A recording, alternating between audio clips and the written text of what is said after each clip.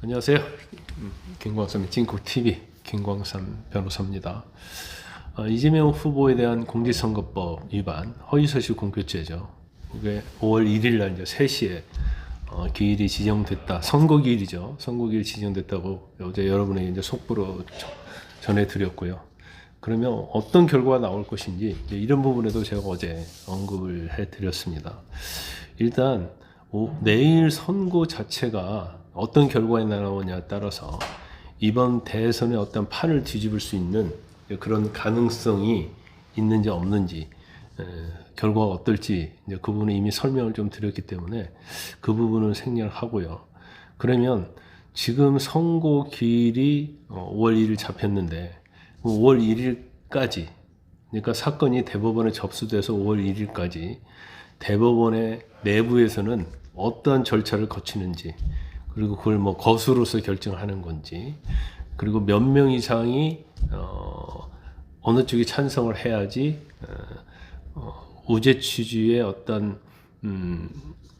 그러니까 검찰의 상고가 받아들여져서 무죄 취지로 확정이 파기환송, 유죄 취지의 파기환송으로 되는지, 아니면 항소심을 그대로 뭐 확정을 하는지, 아니면 이제 파기 재판을 할 수 있는 건지, 이런 부분에 대해서 오늘 좀 말씀을 드리려고 합니다. 그래서 어제의 내용과는 좀 약간 실무적인 측면들, 여러분들이 궁금하실 것 같아요. 어떻게 절차가 이루어지냐, 내부에서. 그래서 그 부분을 제가 좀 말씀을 드리려고 합니다. 일단 본 영상을 시청하시기 전에 구독과 좋아요, 알림 설정 부탁드리고요. 또 궁금한 사항이 있으면 댓글 달아주시면, 제가 사실은 많은 댓글이 있기 때문에 뭐 댓글을 달기가 상당히 쉽지 않지만 제가 한번 검토를 해보고 다룰 수 있는 댓글은 달도록 노력을 하도록 하겠습니다.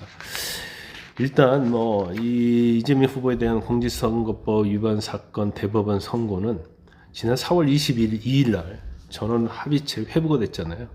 근데 합의체 회부가 된 지 9일 만에 선고가 기일이 지정이 됐기 때문에 근데 엄청나게 빠르단 말씀 이미 드렸고, 저는 이런 경우를 사실은 제 법조인 평생 본 적이 없습니다. 근데 결과적으로 대선을 앞두고 국민의 선택권을 보장하기 위해서 대법원이 검찰이 오히려 상고하기 전부터 철저히 준비를 해왔다, 저는 그렇게 봅니다.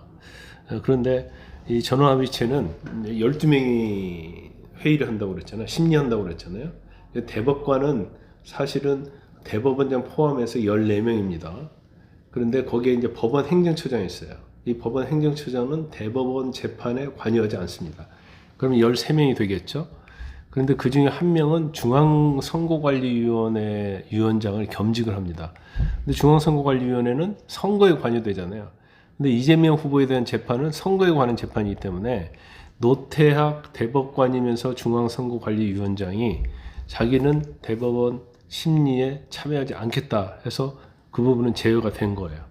그래서 결국 조희대 대법원장을 비롯해서 12명이 이제 심리를 하는 거야. 12명이 굉장히 중요합니다. 왜냐하면 과반수가 몇 명이냐에 따라서 달라지기 때문에 결론이 달라지는 거죠.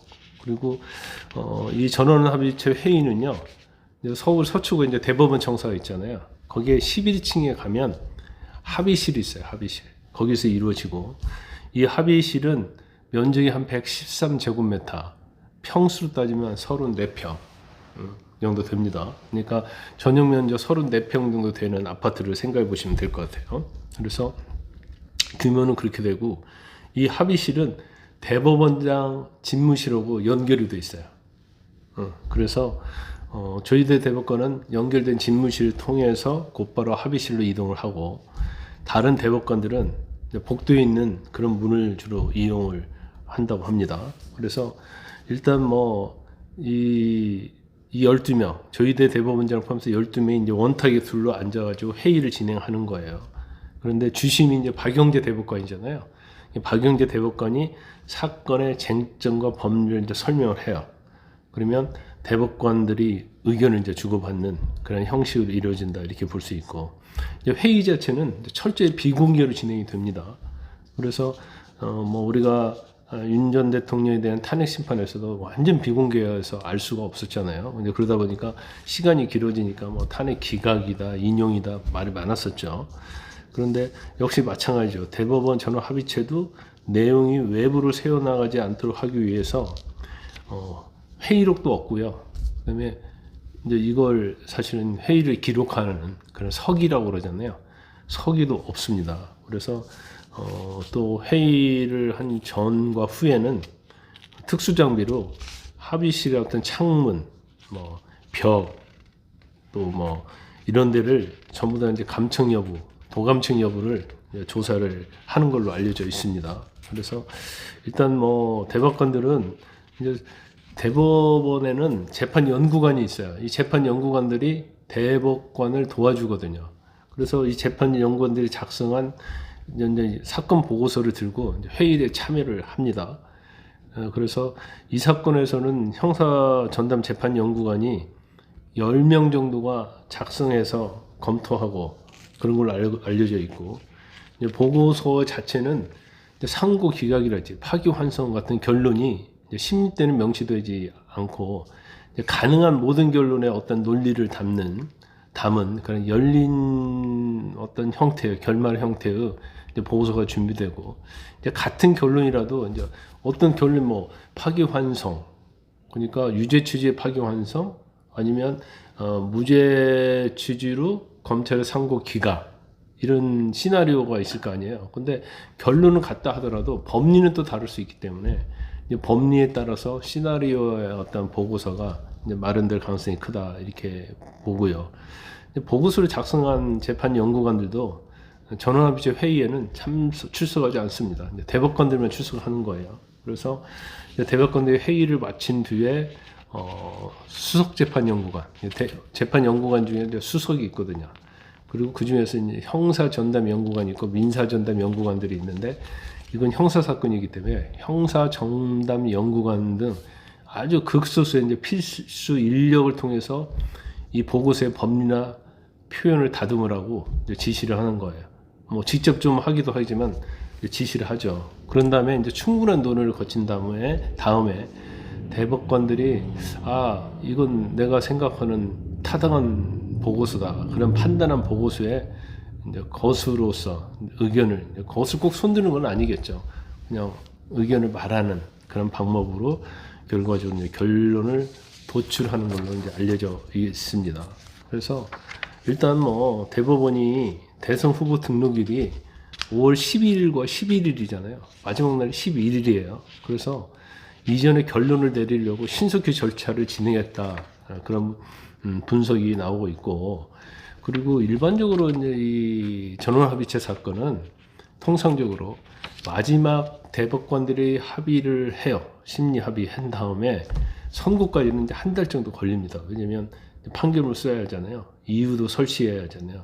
그런데 열흘도 안 돼가지고 뭐 심리 배당하고 심리 시작한 지 열흘도 안 돼서 선고가 나온 것은 정말로 이례적이다 이렇게 볼 수 있고, 아마도 사전에 대비를 했고 이미 재판 연구관들이 굉장히 여러 보고서를 이제 풍부하게 준비를 해놨다. 그러니까 심리 들어가기 전부터 이미 준비를 하고 상당 부분을 대법관들이 결론을 내고 있었다 이렇게 볼 수가 있을 것 같습니다. 그래서 일단 뭐 지금 무죄 취지로 확정한다는 것은 검사의 상고를 기각한다는 것이고, 그 다음에 유죄 취지로 파기환송한다는 것은 다시 유죄이기 때문에 항소심으로 내려보낸다는 거고, 파기자판은 유죄이기 때문에 형량까지 정하는 게 파기자판이잖아요. 파기자판을 할 가능성은 그렇게 많지 않다 이렇게 볼 수 있고, 결과적으로 유죄 취지로 검사의 상고를 받아들이느냐, 그래서 파기환송하느냐, 아니면 항소심 그대로 무죄 취지로 선고를 하면서 검사의 상고를 기각하느냐, 두 개만 남아 있는 거예요, 거의. 그래서 이 전원합의체 결론은 아까 말씀드렸지만 다수결로 정해진다 이렇게 볼 수 있고, 지금 대법관이 12명이잖아요. 결과적으로 7명 이상이 상고 기각에 함께 의견을 함께하면 무죄가 확정이 되는 거고, 파기환송, 유죄 취지로 2심으로 돌려보내는 걸로 파기환송에 의견을 함께하면 결과적으로 유죄 취지로 다시 항소심으로 사건이 가게 되는 겁니다. 그래서 이런 부분은 아마 법조인들도 많이 모르죠. 이 절차에 대해서는. 그렇지만 특히 이제 대법원 절차에 대해서는 뭐 그렇게 재판 연구관 출신이랄지 대법관들만 좀 아는 거기 때문에 오늘은 이제 실무적인 측면에서 여러분들의 궁금증을 풀어드리기 위해서 오늘 제가 동영상을 작성을 해봤습니다.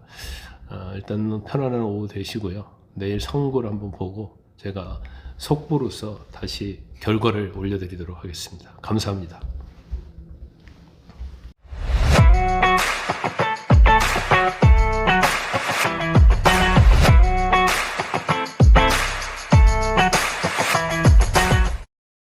여러분의 구독과 좋아요는 큰 힘이 됩니다.